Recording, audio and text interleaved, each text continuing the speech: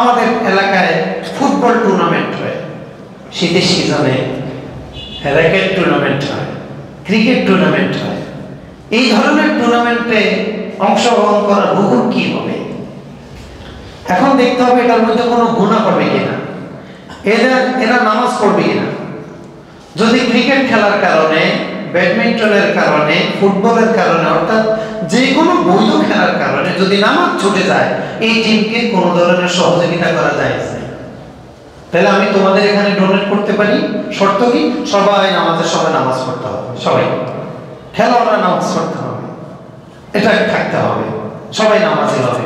তাহলে এমন ক্রিকেট দলে, এমন ফুটবল টিমের সহযোগিতা করতে শরীয়তে নিষেধ নাই, কারণ এটা একটা বিনোদন, ইসলামী বিনোদন বৈধ। তবে শর্ত হলো গুনাহ যেন না হয়। বিনোদন বৈধ, কিন্তু শর্ত কি? গুনাহ যেন না হয়। এখন দেখেন, ফুটবল খেলা ভালো কাজ, একটা সুন্দর বিনোদন, এটা শারীরিক ব্যায়াম, কিন্তু শর্ত হলো ফুল প্যান্ট করে খেলতে হবে, হাঁটু ঢেকে খেলতে হবে। কেউ যদি হাঁটুর উপরে পোশাক পরে এমন ফুটবল খেলা না যায়, এই টিমকে আর সহযোগিতা করা যায় থাকবে না। এখন আমাদের দেশে যারা ইলেকশন করে, নির্বাচন করে, ওনারা তো চিন্তা করে এগুলাই আমার দরকার। এখন এই জায়েজ না জায়েজের ফতোয়া তখন এটা খুব একটা গুরুত্ব পায় না ওনাদের কাছে।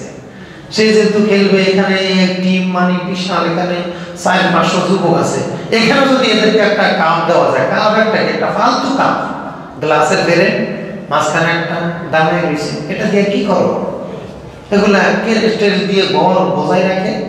অনেকের বাড়িতে গেলে দেখা যায় এক আলমিরা শুধু কি ক্রেস্ট আর কি বিভিন্ন পুরস্কার লেখা আছে, অমুক তমুক, কি এগুলা দিয়ে কি করো?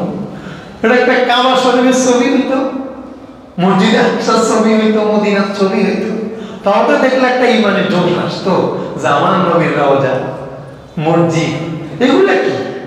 এগুলো হলো লাগবো, মানে ফাও।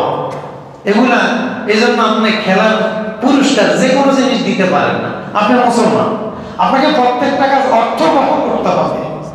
মিন হুসনি ইসলামিল মারই তারকুহু মা লা ইয়ানি। অনর্থক কিছু করা যাবে না। আপনি কামটা কেন দিলেন? এটা দিয়ে সে কি করবে? এটা থেকে সে কিসের ধ্যান পাবে? কিসের প্রতিচ্ছবি এখানে ধারণ করা হচ্ছে? কিছুই না। অতএব এগুলো দেওয়া যাবে না। হ্যাঁ, এখান থেকে ভালো কিছু যদি প্রতিচ্ছবি হয় সেটা বুঝান, তারপরে দেন, আমাদের আপত্তি নেই।